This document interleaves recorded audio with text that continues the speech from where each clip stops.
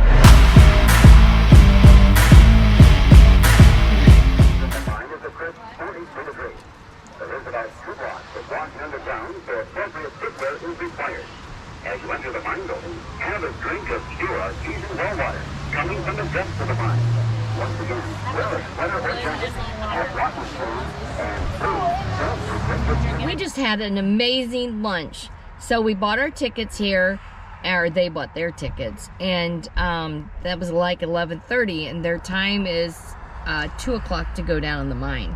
So we drove back to Iron Mountain, and we ate at Holiday Kitchen, and it was amazing. All 7 of us got something different, and every single meal was amazing. It was so, and cheap. So here's what's going to happen. Like we mentioned before, Nancy doesn't like underground, so we're going to go in the mine here and during the tour, Nancy and Herky are going to stay up tight. My baby and I are going to stay So let me get in there and join the rest of the group. So once you get inside, they got the standard gift shop here. A lot of little stuff, and actually some of it looks almost like a flea market type of thing. So I'm just reading about the different bats that are in the down in the mine, and it's home to several species of bats. And we're making sure that everybody uses the restroom, and then we will be headed down in the mine. Me and Abby are all suited up, ready to go. They make you put these hats on because your head's not hard enough. And I guess it's wet down there because we're gonna put jackets on, but we are all suited up, ready to go. So this is gonna be fun.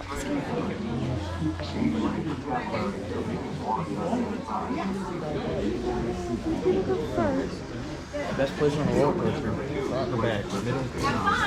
Sorry, I didn't pass them out. There's 6 of us. Stopped with the call guy. You're an honest guy. Thanks. Honest lady.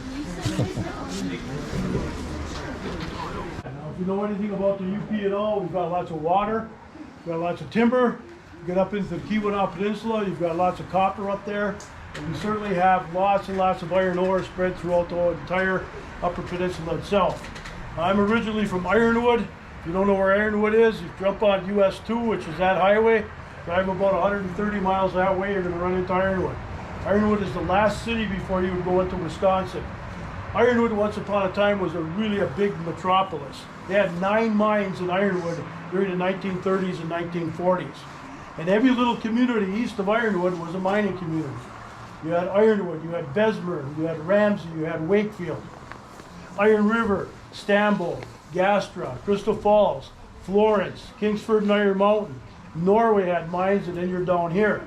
So right down that US 2 corridor was a huge amount of iron ore. If you head up north around Marquette County, Ishpeming, their boys and girls basketball teams are known as the Hematites. Hematite is an ore. The Gauding's kids are known as the miners.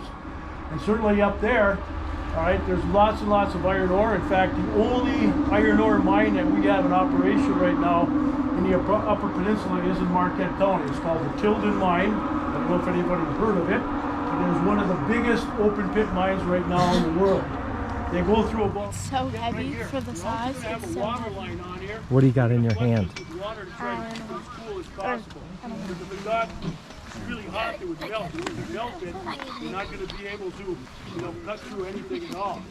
Now, under pressure, they're going to go down into the ground. And what you're going to have. Okay, this has been a lot of fun so far. They're up there explaining about drilling holes down, test holes down through the mountain when they're testing for iron.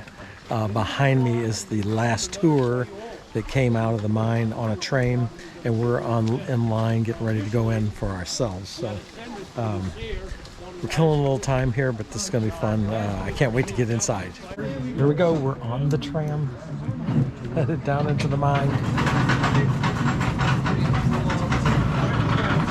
What do you think, Eli? Have you been down in the mine before? No. First time for everything?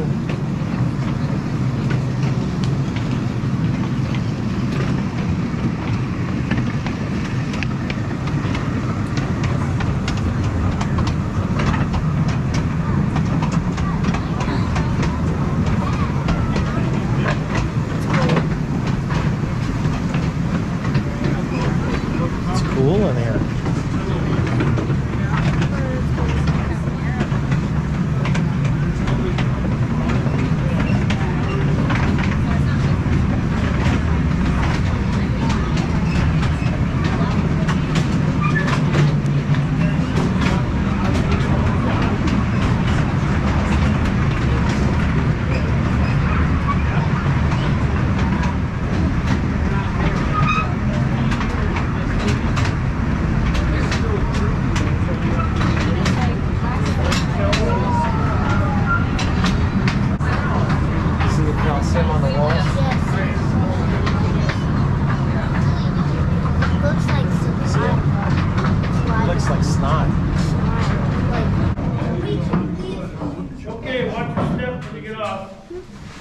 The train has stopped and we're back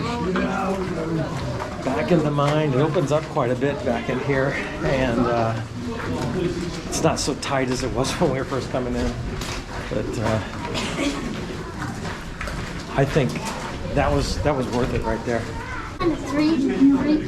It's freaky.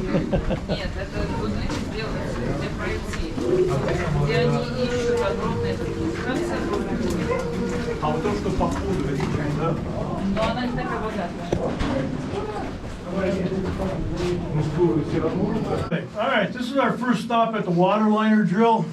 This drill had one job, and that job was to put in a hole, a 4-foot hole for the dynamiter. He wanted 13 holes, 4 feet deep. Now, before we had this machine, here's how you did it by hand. It was called double jacking. One guy would hold this diamond drill bit with 2 hands. His partner would have a big sledgehammer and hit it. And every time he hit it, you would turn it 1/4 of a turn into the rock. Okay? Now, it would take anywhere between 10 to 12 hours to make one hole. And you needed 13 holes. So you might have 8 or 10 guys working 3 days just to put the holes in. Now, when this machine came out, it got a lot faster. This machine could put in one of those holes in approximately 1 hour. But that came at a very steep price for the guys that worked on these machines. Remember, there's no OSHA at this point. Number one, it's on compressed air, extremely loud. And especially in a mine where it's all rock like this, that sound is just going to be bouncing back and forth. You don't have any ear protection. So you worked on this probably a year, you're going to be at least partially deaf. Number two, as this is spinning in there and making that 4-foot hole, I'm living cloud of dust that's coming right back in my face, and I don't have a mask. So I'm ingesting all these little particles of sand and dust and dirt and ore. Where do they end up? In my lungs. Now, if this was in a coal mine, they always talk about black lung disease. Here they called it silicosis. And literally what's happening is your lungs are getting harder and harder and harder, unable to expand and contract properly, making your breathing very, very labored, to the point where a lot of these guys probably couldn't even work any longer. Now, a lot of people want to know how many people died in here. Very few died of any type of industrial accident, because when you're working with picks and shovels and that kind of stuff, you're not going to get killed. You might get hurt. Why did people die right here?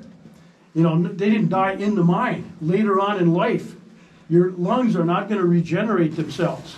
So the older you got, the harder and harder your breathing became, to the point where you could expire. And a lot of these guys did die of silicosis. Now, when Frank Liner found that out, he said, I'll put a water line in and that'll reduce the amount of dust. And that worked, but then that caused another problem. The water's combining with all that dust and dirt, making kind of a mud slurry. It runs down the wall right where I'm standing. Now, if you look at the thermometer behind me, it's 44 or 45 degrees in here, and that's a temperature year-round. It doesn't change. Okay, it might go up a degree or two, but that's it. You can come in here in January, when it's 10 below zero, it's going to be 44 degrees right here. If you can come in July when it's 100 outside, it's 44 degrees. And the reason for that, there's lots and lots of water in the hill.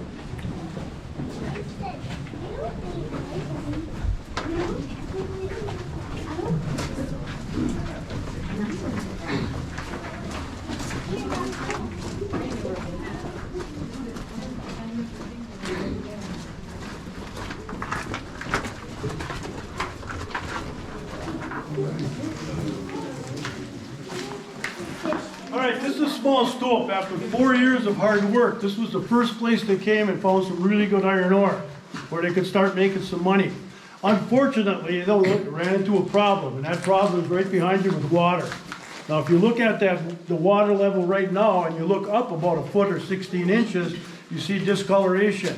And that shows you that the water level once upon a time was a lot higher than it is right now. What were they having? They were having periodic floods in here.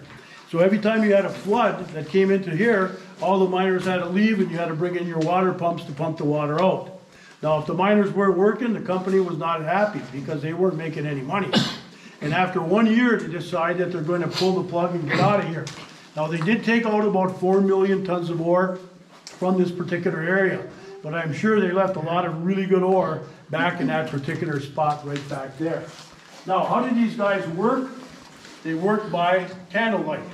At the beginning of every single day, you were responsible for purchasing from the company. That's how cheap they were. You had to buy your own candles. So you might have a whole bunch of ore that had to be extracted out of here. You'd have some candle holders over there, a couple over there, put your candles in there, bring in your animal, fill up the carts, escort it out. While that was happening, over there in that little recess, you might have guys preparing for another blast. How'd you like to be the guy holding that diamond drill bit and your buddy with a 20-pound sledgehammer behind you?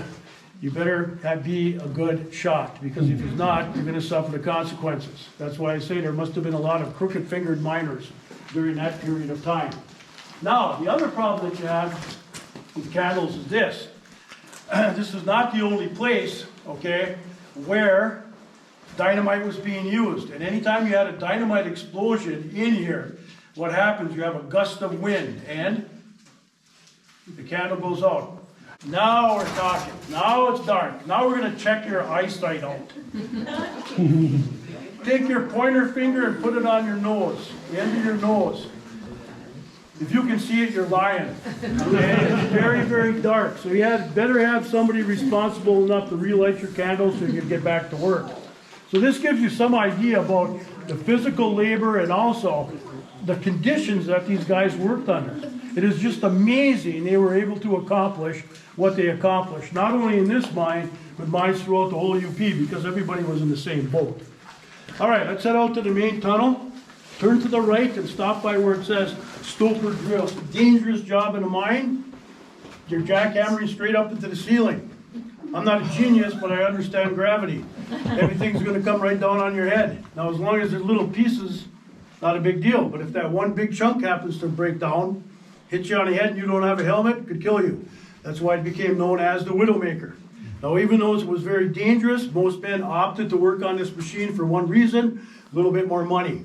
Average guy down here in 1877 was making 17 cents an hour.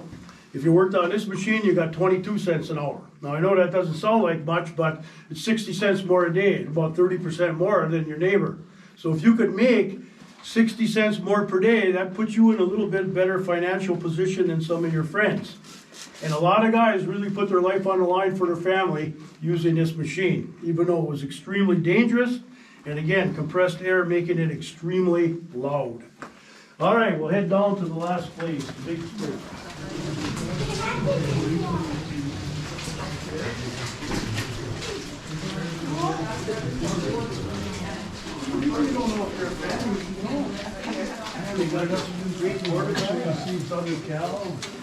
Now, how was that put in? It was put in using a stoper drill, just like I just showed you. You drill up as high as you could, build yourself a platform, they'd hand it to you, you drill again. Another platform, keep going straight up 400 feet. Now, we got lots of kids here. You gotta yell out for me to get Big John to see if he's there. So on the count of 3, if you're a little guy, I want you to scream as hard as you can. Big John, okay? On the count of 3. 1, 2, 3. Big John! Oh, that was pretty. That was pretty lame, I'll tell you that. But he came out anyway. All right, now there's Big John. Big John is not 10 feet or 40 feet tall like the guy out in the parking lot. He's about 10 feet tall. We're 600 feet away from him. That's 2 football fields. Now, I know it doesn't seem like it's that far away, but when I turn on the lights, you'll understand why it's called the Big Stove. Now, the history behind this goes like this. In 1874, when the miners came in here, it did not look like this at all. All this rock that you see in front of you in that big pile was all attached to the ceiling. What was where all that rock is? That's where the good iron ore was. This part right in front of us is a part of this huge ore body that exists off in that direction, all right? Now, out there outside, that's where the parking lot is. That's where the gift shop is. That's where US 2 is located. So the engineers realized they had found this huge body of ore, but they knew they couldn't put in a little tunnel like this to do justice to that. This is where they decide to put in a shaft mine. And that shaft, as I told you, was located about a quarter of a mile up the road from where we came out of the gift shop itself. All that was farmers' fields back there. They went in, they found a good spot to put in the shaft. Now, once you start getting down 30 or 40 feet, you've got to put in a big receiving unit up here. This little building is going to house your winches and your, any of your weight distributors that are going to allow you to drop things down into the shaft and then retrieve things out of the shaft. Now, again, this is 68 years they worked here. So in 1877, when they started drilling down, year by year, decade by decade, all right, the mine got deeper and deeper and deeper, and more tunnels were put in to get back here to this great big ore body. So let's make a little story. You're a miner, all right, you're coming to work. You have to get down to the 5th level. How do you get down there? Now the shaft is going to be wide, probably from this rock wall to my left to the first pole to my right here. To where I'm standing, out to where that ladder is out there. So on one side, they had what is called a bird cage, and that's what it was. It was a steel cage. You could put 12 to 16 guys in the cage. So when you came to work, all your buddies were in there. These guys would be told 5th level. They'd know exactly how far to drop you down, walk your tunnel in, do your mining. At the end of your shift, come back, jump back in the cage, come to the surface, and you could go home. Now, how did you get ore out? On the opposite side of the shaft, they had these big buckets. Now, if you want to see one when we get off the train, look right behind the train. It's about this high, and it's about this round. And they would send these things down, fill them up, bring them to the surface, and stockpile them. Now, by 1877, they were far-sighted enough to put a railroad system in. And that railroad system goes from here, all right, up in Kingsford, Iron Mountain, but it goes all the way down to Escanaba. Now, if you don't know where Escanaba is, it's 40 miles east of here on Lake Michigan. It's what they call a deep water port, which allows these great big ore boats to come in. and they'd be filled up with the Dickinson County ore. Once they were filled up, you turn them around and you send them down to places like Gary, Indiana, where you got the big smelters down there, and you smelt this stuff into steel. Why is that important? For the Industrial Revolution. Without steel, you couldn't have skyscrapers. Okay, without steel, you couldn't have big bridges like the Big Mac Bridge. All your chassis of automobiles and trucks are made out of steel. All the rails that crisscross the country are made out of steel. Our whole lives are dominated by steel. Now, for the next couple decades, things are going quite well, and they just keep going deeper and deeper down into the ground. Well, December 7th, 1941 happens. Pearl Harbor, World War II. That supercharges these particular mines because the owners of these mines realized we can produce as much as we want right now, and the government's going to buy it because they need it when you're building submarines and you're building destroyers and aircraft carriers, tanks and landing craft, all the artillery pieces that have to be, made. They're all made out of steel. So during that 4-year period of time, you had 400 men working in this mine. They worked 24 hours a day, 7 days a week, 3 8-hour shifts. They never closed down. They just pumped out as much ore as they possibly could during that time frame. All right? Now, in August of 1945, you have two other events. You've got the dropping of Hiroshima bomb and Nagasaki bomb, atomic bombs. The war ends. When the war ends, thank goodness it does, but when the war ends, that ends a lot of mining here in the Upper Peninsula because what happens to the demand for steel? It drops. If the demand for steel drops, the demand for iron ore drops. And the price drops by about 50%. These companies that own these mines had tremendous investments in these particular mines. And when that happened, a lot of them said, we can't make money anymore. We're going to go bankrupt if we remain open. So a lot of these mines between 1945 and 1955 closed down, probably 95+% of them. And it wasn't until maybe a couple years later that all the mines of the UP did close down. See, that's a misconception that a lot of people have. They say, well, there's no mining going on here, you must not have any iron ore. We got iron ore all over the place. Problem is, it's way down in the ground, and it's extremely expensive to get out of the ground.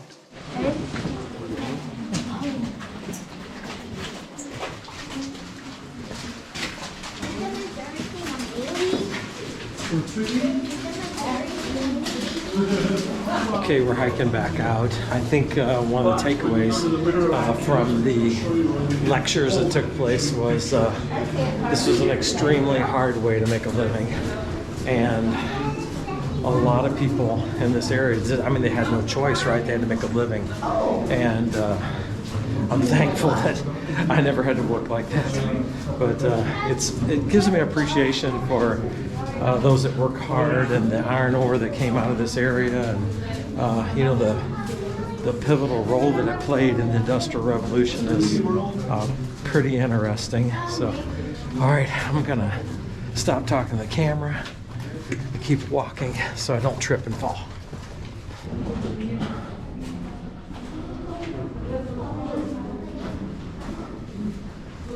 There's my group of miners.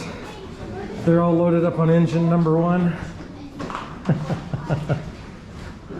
What did you think? It was super fun. It was fun, wasn't it? And then Cold. yeah. Watch out, man. It's cold and it's damp. And these people worked really hard, didn't they?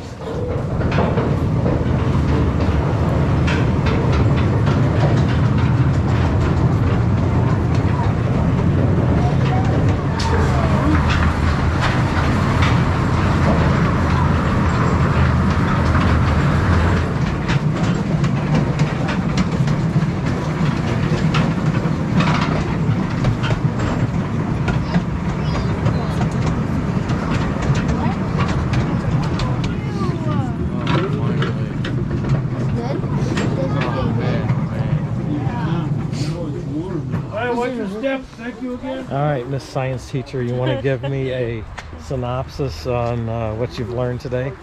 I am appreciative, I guess, of the men that would work in that environment. That's what I was saying too. That would not be what I would want to do at all. Oh my goodness, that would be a terrible way to make a living. Take the rope off and walk in. All right, that was it. We had a really good time down in mine. I got a couple volunteers to give me some reviews. What do you think? 10 out of 10. It was so much fun. You have to check it out. Eli, what did you pick up in the souvenir shop? This He got him a big green rock. I think it's amethyst of some is sort. a dyed amethyst. So anyway, hey, thanks for coming along with us on our trip down deep in the mine. It was great. If you're ever in the area, stop by this mine.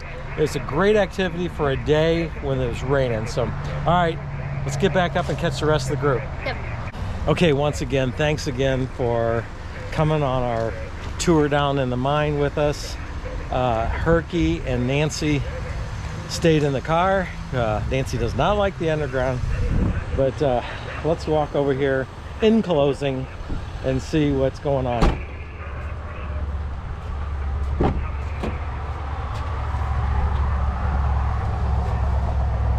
Hey. All right, there's the party pooper.